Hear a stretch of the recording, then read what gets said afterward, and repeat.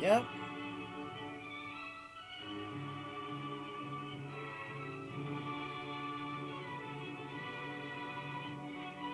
So,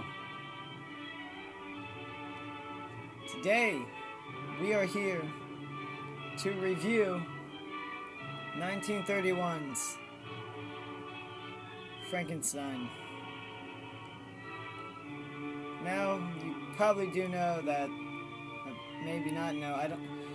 Anyways, you don't know, but shit, but anyways, this movie was adapted from the 1818 novel. I think it's 1818. But anyways, it was adopted by the early 1800s novel by Mary Shelley, Frankenstein. And in 1931, they made the iconic films that starred Boris Karloff as Frankenstein, because he had such a square fucking head. But I love Boris Karloff, anyways. Always in the good movies. One of my favorite movies with Boris Karloff was probably Black Cat.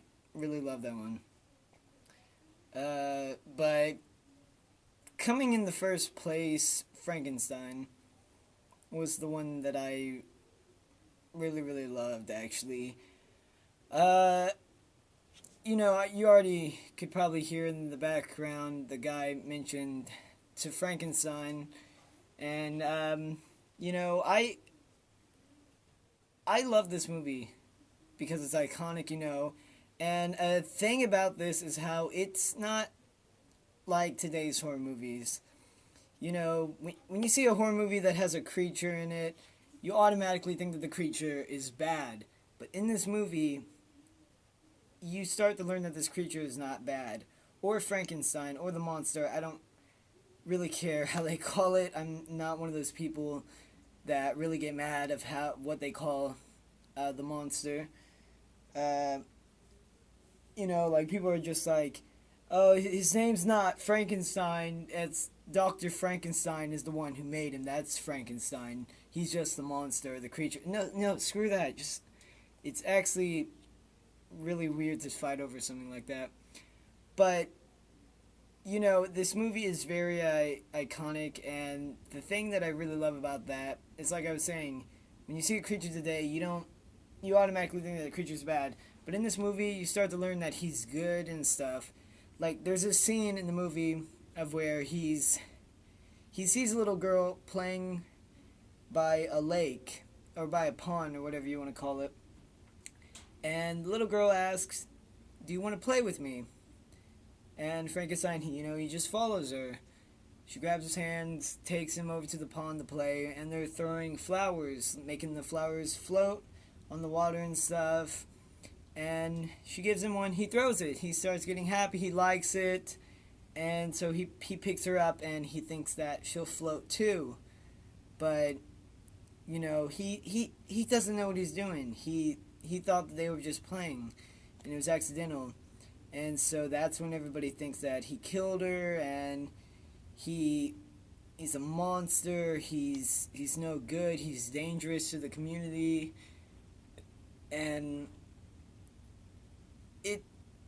it's really, really interesting, because, on this documentary that I was watching on Netflix called, Nightmare in Red, White, and Blue, probably mentioned this documentary. It's a really good one, you need to go watch it. It talks about, the history of horror and stuff.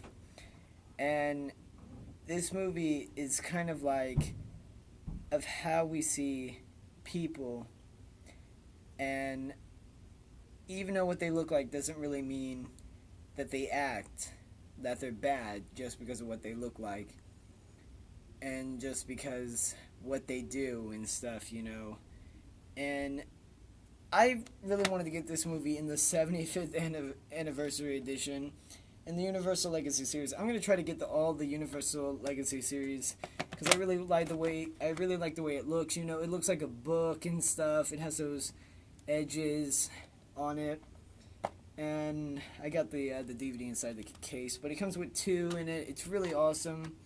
And it's an awesome freaking movie right here. It's probably considered one of the greatest movies of all time.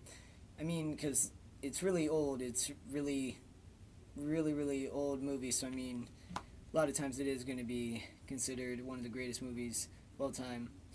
But anyways, yeah, it stars Boris Karloff. Frankenstein. Love this movie. One of my favorite movies from the 1930s. And one of my favorite movies of all time. Other than that, if you guys enjoyed this review, please go ahead and leave a like. Subscribe to all that other stuff. Check out me and my friend's page on Facebook. Fake Laughter is the best. Other than that, my name is Italian Jedi, and I'll see you guys next time. Bye.